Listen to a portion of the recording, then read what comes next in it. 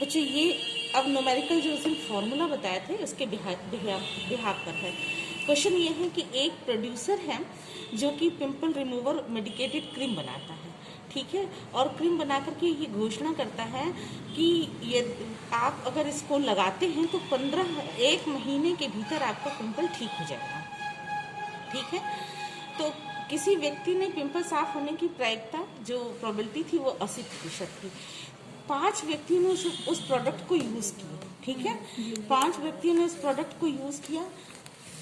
Question में कह रहा है कि यदि इफ 5% ट्राई द प्रोडक्ट, 5% यदि उसका प्रयोग करते हैं उस उत्पाद का, तो 3 के पिंपल 1 माह में साफ होने की संभावना क्या होगी। केवल 3 के बारे में पूछा है। तो क्वेश्चन में बच्चों देखिए n यानी नंबर ऑफ आइटम्स जो होंगे वो क्या होंगे, 5 होगा, ठीक है।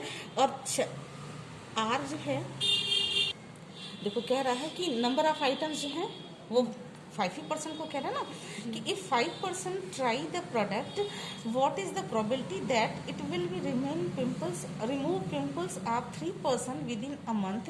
1 महीने में अगर 5 व्यक्ति प्रयोग करते हैं तो 3 व्यक्ति के पिंपल ठीक होने की प्रोबेबिलिटी क्या है, ठीक है। तो n हमारा 5 हुआ, ठीक होने की प्रोबेबिलिटी जो है वो 3 हो सकती है, 3 हुआ। और p क्या है, p जो है वो है कि हम लोग कहते हैं ना कि पॉजिटिव जो होगा वो जैसे एक कॉइन को टॉस करते तो हेड आने की प्रोबेबिलिटी, तो हेड आता है तो सफल हुए, सक्सेस, और नहीं टेल आता है तो क्यू, याद आ रहा है क्यू, तो 80/100, ठीक है। 100 में से 80% लोगों को लिया है, 80 लोगों को लिया है, तो ये क्या हो जाएगा 0.8 हो जाएगा, 0.8 हुआ। तो Q की वैल्यू हम लोगों का होता है P plus Q is equal to 1, याद आ रहा है, ये बताया था उस दिन। तो P की वैल्यू आ गई 0.8, तो 1 माइनस नहीं ऐसे नहीं, प्लस यहाँ पे प्लस कर दें, प्लस Q कर दें is equal to 0.8 plus Q plus 1, ठीक है। तो Q is equal to 1 minus 0.8, तो ये हो जाएगा 0.2, ठीक है। यही आ रहा होगा, यही है हमारा फॉर्मूला। चूंकि ये दिया रहता है, ये हम लोगों को पहले से पता है, देयरफॉर P प्लस 1 इज उस दिन बताए थे success rate, success, number of success और नंबर ऑफ फेल्योर, दोनों को हम जोड़ देते हैं तो वैल्यू कितनी आती है 1। जैसे कि ऐसे समझो P की वैल्यू ऑलरेडी ये है, तो अब हमको फॉर्मूला दिया होता है कि प्रोबेबिलिटी क्या होगी, तो प्रोबेबिलिटी होगी NCR, formula NCR into P N Q N minus R। ये बर्नौली, बच्चों ये बर्नौली का थ्योरम था, बर्नौली के थ्योरम से आया NCR to P to the power N into Q N minus R। अब जो वैल्यूज दी हुई हैं, N की वैल्यू कितनी दी हुई है 5, C R की वैल्यू दी हुई है 3, Q दिया हुआ है हम लोगों का, सॉरी P दिया हुआ है हम लोगों का 0.8, और पावर 5 कितना, ये N 5 हो जाएगा, Q की जगह 0.2, N 5 माइनस 1 नहीं 3 है ना, ठीक है। तो अब हो जाएगा 5 फैक्टोरियल, 3 फैक्टोरियल, 5 माइनस 3 फैक्टोरियल। इसका एक ट्रिक है, तुम लोग को हम सिखा देंगे, ट्रिक अभी सिखा देंगे तो तुम लोग जिंदगी भर ट्रिक का यूज करोगे, इसलिए ट्रिक सिखाएंगे नहीं। ये 8 टाइम्स होगा, 0.8 इंटू 0.8 इंटू 0.8 इंटू 0.8, यही थोड़ा कैलकुलेशन है और कुछ भी नहीं ना मेडिकल में हम, इंटू 0.2 इंटू 0.2, 2 ही होगा ना, ये 2 ही होगा। और ये हो जाएगा 5 इंटू 4 इंटू 3 इंटू 2, नहीं 2 क्यों करोगी, यहाँ से ये 3 कट जाएगा और ये 2 हो जाएगा, ये 3 और ये 3 कट जाएगा, कटेगा ना, और ये इंटू 1 हो गया तो ये यहाँ से कट जाएगा 2। अब इस पूरे को कैलकुलेट कर देंगे तो जो हम लोगों का आंसर आएगा वो आएगा 0.2048। बच्चों आप कैलकुलेट करके देख लीजिएगा, कैलकुलेट करके देख लीजिएगा, यही आंसर आएगा, ठीक है, ठीक है। क्वेश्चन देखो आ रहा आसान सा क्वेश्चन है, find probability getting 2 head and 2 tails आने की प्रोबेबिलिटी। ठीक है, दूसरा है 2 or 3 head on tossing a coin 4 times. अगर हम एक सिक्के को 4 बार उछालते हैं तो एक सिक्के को 4 बार उछालने से 2 बार हेड और 2 बार टेल आने की प्रोबेबिलिटी क्या है, 8 ये निकालेंगे। और ये और लगा हुआ है 2 और 3, 2 बार हेड और 2 बार टेल आने की प्रोबेबिलिटी क्या है। इसी क्वेश्चन को फिर बदल दिया, 2 या 3 बार हेड आने की प्रोबेबिलिटी क्या है, या यहीं पे होता टेल आने की प्रोबेबिलिटी क्या है। ठीक है, तो क्वेश्चन में n इज इक्वल टू क्या दिया बच्चा, n इज इक्वल टू दिया है 4 टाइम्स 4 दिया हुआ है। p दिया हुआ है, प्रोबेबिलिटी हम जानते हैं कि हेड आएगा या टेल आएगा, तो प्रोबेबिलिटी यानी 50-50 का मतलब हुआ 1/2। q का मतलब हुआ 1/ हेड आएगा या टेल, ये सक्सेस ये फेल्योर। तो ये सक्सेस और ये अनसक्सेस में सक्सेस अगर 50 है, एक कॉइन को टॉस करते हैं तो हेड आएगा या टेल आएगा, तो टेल आने की प्रोबेबिलिटी भी 1/2 होगी 50%, और फेल होने की प्रोबेबिलिटी जो है 1/2 होगी। ठीक है, और r की वैल्यू जो है कि r इज इक्वल टू जो है वो हमारा होगा, r का मतलब कितने बार हो रहे हैं, तो 0, 1, 2, 3, 4 इस तरीके से सोन n टाइम्स तक होगा। ठीक है, क्वेश्चन में दिया हुआ है कि 2 बार अगर हम लोगों ने ये लिखा ना 2 हेड आने की प्रोबेबिलिटी, तो P2 इज इक्वल टू बच्चों 4C होगा। 2 फॉर्मूला देखो क्या था, फॉर्मूला एक बार लिख दूं तो फिर उसके बाद यहाँ इसको करने की बजाय फॉर्मूला पहले लिखूं। बच्चों देखिए फॉर्मूला क्या था, number of items probability is equal to क्या था, NCR Q क्या था, Q n-r इंटू PN, ये था ना, यही था ना, NCR Q n-r into PN। इसको यहाँ भी लिख सकते हैं, इसको इधर भी लिख सकते हैं, कोई दिक्कत नहीं होगा। तो n की वैल्यू कितनी है हमारी 4, r की वैल्यू होगी 2, क्योंकि 0, 1, 2 तो 0, 1 से मतलब नहीं है, हमको क्वेश्चन में दिया 2 हेड एंड 2 टेल आने की प्रोबेबिलिटी, तो ये हमारा 2 हो जाएगा।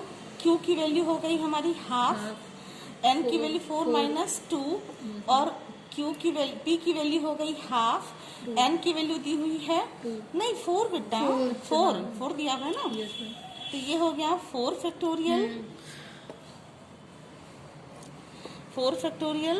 2 फैक्टोरियल, 4 माइनस 2 फैक्टोरियल, और ये हो जाएगा हाफ का स्क्वायर, और ये हो जाएगा 1/2 का टू द पावर 4। इसको सॉल्व कर लेंगे, कहीं कोई दिक्कत।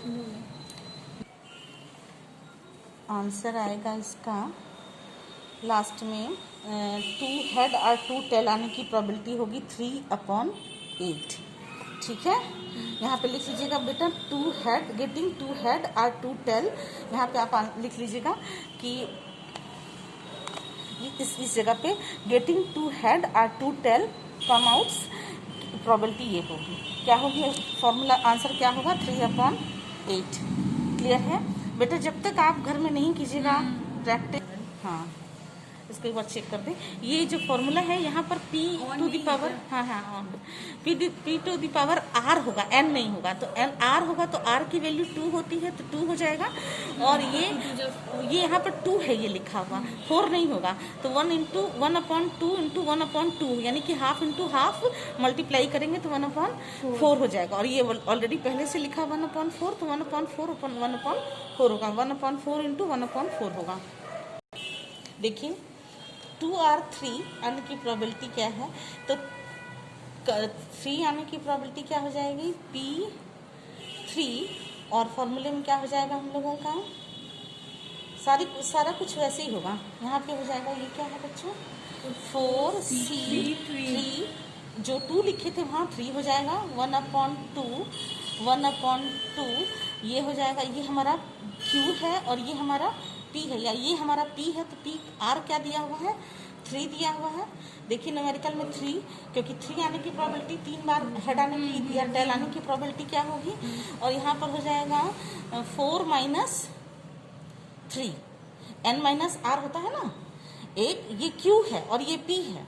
तो बच्चों देखिए ये जो है q है और p है और ये q है, तो q to the power n minus r होता है, और p जो है वो 3 पावर r हो जाएगा। तो ये हो जाएगा 4 factorial divided by 3 factorial 4 minus 3 factorial, और ये हो जाएगा 1 2 इंटू 1, ये हो जाएगा 1/2, यही होगा। Yes ma'am. ठीक है। अब जब आप इसको कैलकुलेट कर लीजिएगा तो आ जाएगा लास्ट में आपका 5/8। वो आ रहा था 5 नहीं आएगा, 1/4 आएगा। ये 1 आएगा, 1/4। देखिएगा बच्चों, ये इसको जब कैलकुलेट करिएगा तो ये 1/4 आएगा। ठीक है, इसको एक बार आप कर लीजिएगा, ये 1/4 ही आएगा।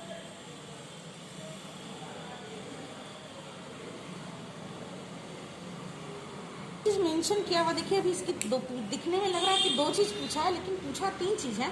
क्वेश्चन में कह रहा है 2 या 3 आने की प्रोबेबिलिटी पूछना था। देखिए बच्चों, क्वेश्चन में क्वेश्चन में एक चीज तो ये पूछा था कि हेड आने की प्रोबेबिलिटी या टेल आने की प्रोबेबिलिटी 2 टाइम्स। सिक्के को 4 बार उछालते हैं तो 2 बार हेड और 2 बार टेल आने की प्रोबेबिलिटी, फिर सिक्के को 4 बार उछालते हैं तो 2 या 3 केवल हेड आने की प्रोबेबिलिटी क्या होगी, ये निकाला। तो एक क्वेश्चन तो ये बना, एक क्वेश्चन ये बना। इसका एक और प्रश्न पूछ रहा है कि 2 और 3, इसमें 2 था, इसमें 3 आया, और एक चीज पूछ रहा है कि 2 और 3 आने की प्रोबेबिलिटी, तो और वर्ड आया है, इसका मतलब क्या होगा, एडिशन थ्योरी होगी।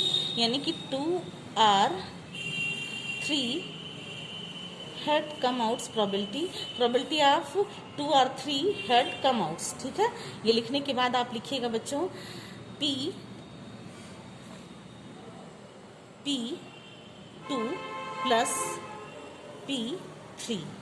P2 की वैल्यू कितनी दी हुई है, 6/, P2 की वैल्यू कितनी आई थी बच्चों, 3/18। हाँ, 3/18 था। 6 ये भी लिख सकते हैं, 6/8 लिखिए या 3/8 लिखिए या 6/16 लिखिए, सेम थिंग। ठीक है, प्लस 4/16। ठीक है, तो 16 आप एलसीएम ले लिए, तो ये हो जाएगा 6 + 4 = 10/16। ये हो जाएगा आपका 5/8। ठीक है, ये आपका आंसर हुआ, यही आपका आंसर हुआ। क्लियर है ये बच्चों, आप जरूर से देख लीजिएगा, ये बहुत